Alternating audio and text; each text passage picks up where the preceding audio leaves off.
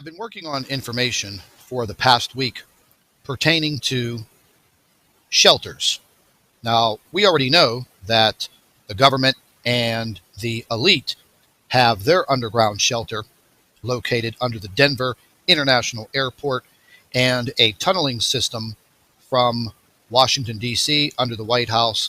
They are able to travel by high speed train from Washington, D.C. all the way across country to under the Denver International Airport, where they literally have a 15-story underground condominium where they can live in complete comfort for up to 1 year. Now, I found a company called Vivos, and the man who created Vivos, the founder, his name is Robert, absolutely fantastic entrepreneur, but he found that there was an absolute 100% need for the everyday common person like me and you to have the ability to afford a shelter, a bomb shelter, a Planet X shelter, whatever type of global cataclysmic event.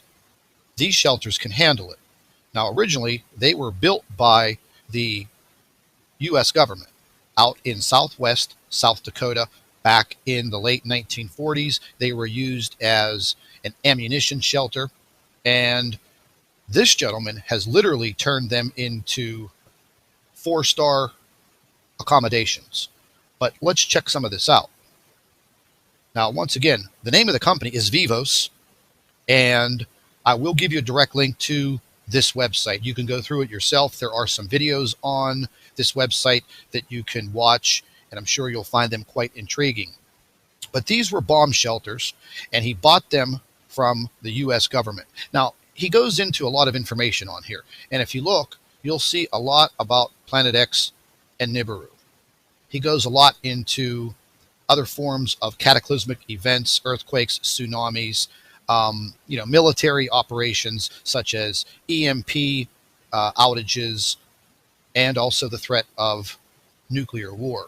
And also, as you see over here, the eruption of Yellowstone. But right below it, once again, you'll see Nibiru, Planet X.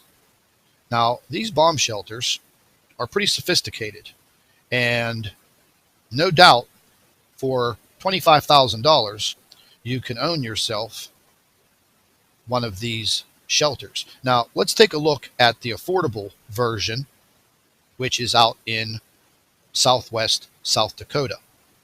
Here's your price, priced at just $25,000 per bunker, no per person charge.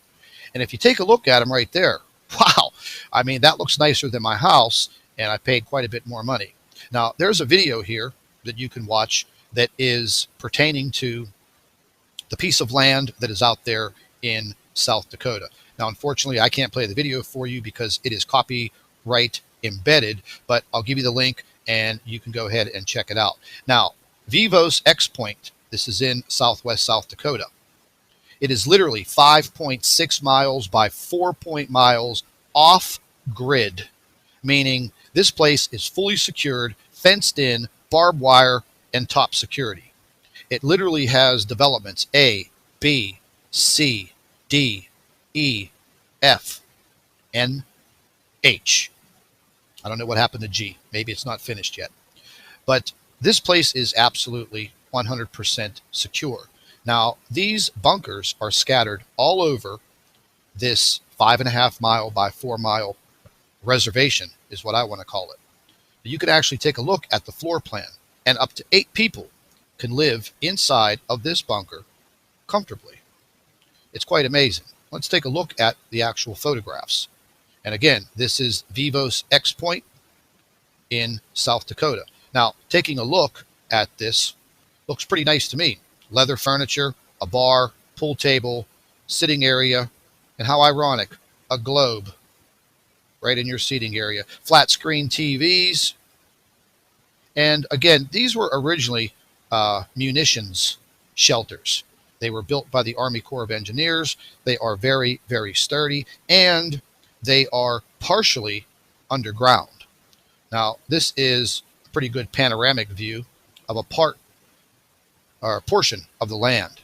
And again, this is in South Dakota. They claim this is completely off-grid. And again, you can see how many there are on this reservation. 575 to be exact. Barbed wire all the way around it. $25,000. And that would handle up to 8 people in one of these bunkers. Now, as I said before, these are partially underground, and you can see they have a metal blast door, solid concrete. All of these were built by the Army Corps of Engineers. Between, I think, 1949, they were used up until, I think, 1967 or the late 1960s. And this man purchased all of this from the U.S. government, and he turned all of it into affordable bunkers for people to buy. And once again, $25,000, there you go. That buys you a bunker. Now, as far as what the elite have their choice of, well, let's just say they have a much, much better bunker. Now, we'll take a look at that. But what I wanted to show you here is on all these little thumbnails here, you can go from radioactivity and nuclear warfare to EMPs to terrorism to a comet or asteroid. And then right here, you have Planet X. You click on that icon, Planet X, and it goes directly into talking about Planet X, Nibiru, the Nemesis solar system.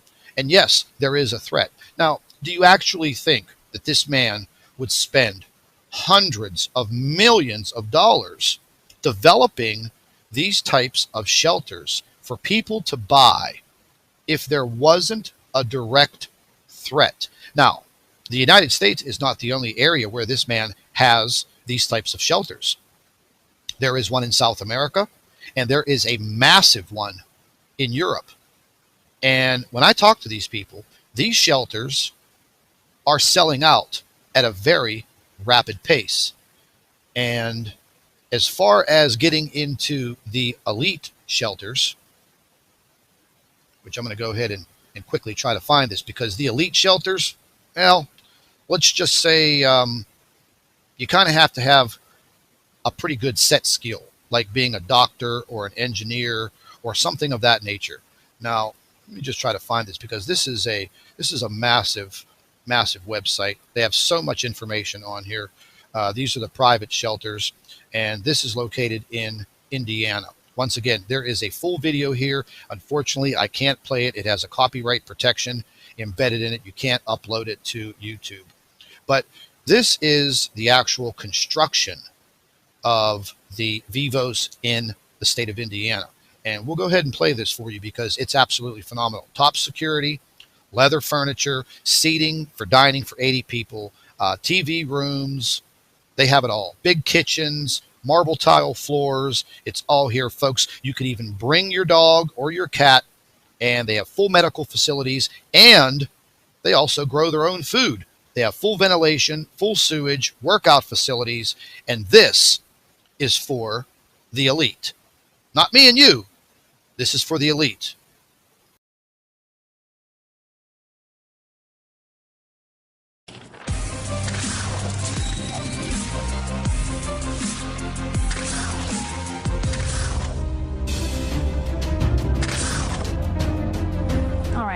About the U.S. economy, Lynn Paramore is on the show. Lynn is a senior researcher analyst at the Institute for New Economic Thinking. In a piece for Vice, Lynn profiled a man who is building luxury bomb shelters for paranoid one-percenters.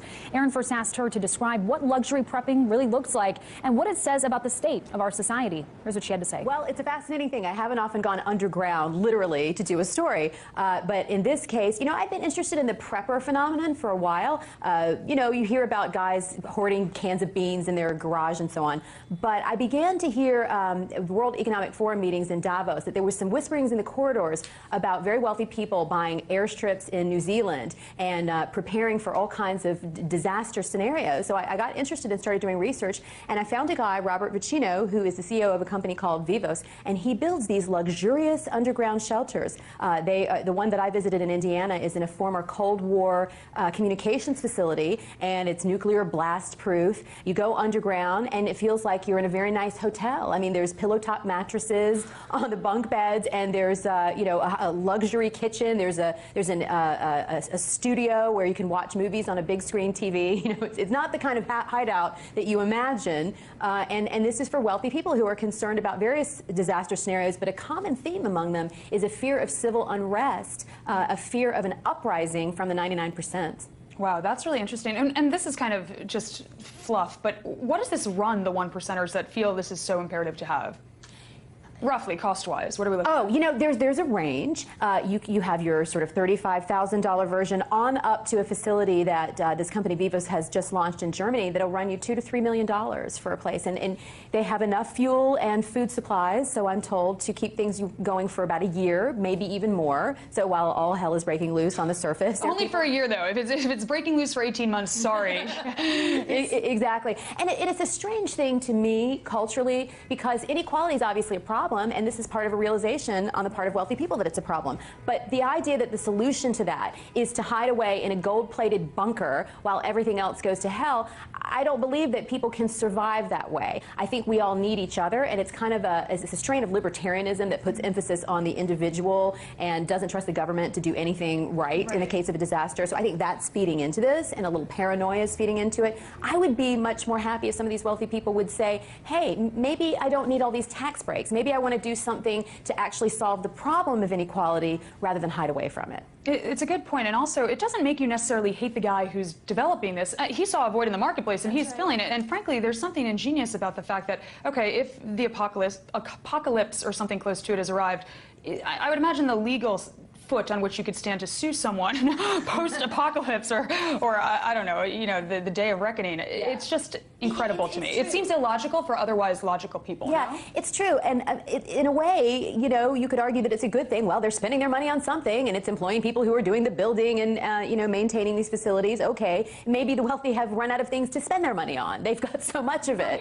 So there's that issue, too. But it does strike me as there's a lot of fantasy involved. There was a couple that I read about out in California who thought, well, if everyone dies, we could be the new Adam and Eve.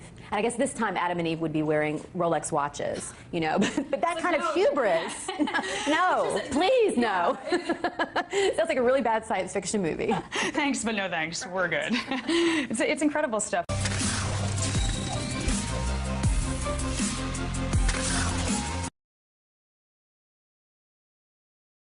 I'd like to thank all of our Nibiru watchers. You guys do a fantastic job. Would also like to thank you for your loyal subscribership.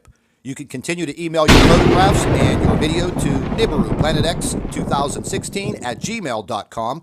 And don't forget to share our videos with your friends and family members on Facebook. And subscribe to the Nibiru channel for all of our current updates. And like I always say, keep an eye in the sky.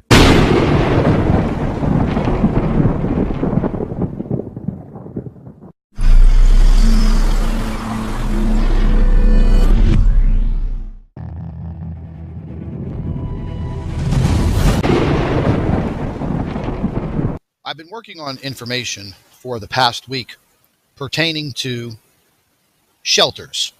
Now, we already know that the government and the elite have their underground shelter located under the Denver International Airport and a tunneling system from Washington, D.C. under the White House.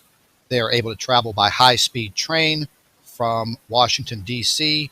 all the way across country to under the Denver International Airport, where they literally have a 15-story underground condominium where they can live in complete comfort for up to 1 year. Now, I found a company called Vivos, and the man who created Vivos, the founder, his name is Robert, absolutely fantastic entrepreneur, but he found that there was an absolute 100% need for the everyday common person like me and you to have the ability to afford a shelter, a bomb shelter, a Planet X shelter, whatever type of global cataclysmic event. These shelters can handle it. Now, originally, they were built by the U.S. government out in Southwest South Dakota, Back in the late 1940s, they were used as an ammunition shelter, and this gentleman has literally turned them into 4-star accommodations. But let's check some of this out. Now, once again, the name of the company is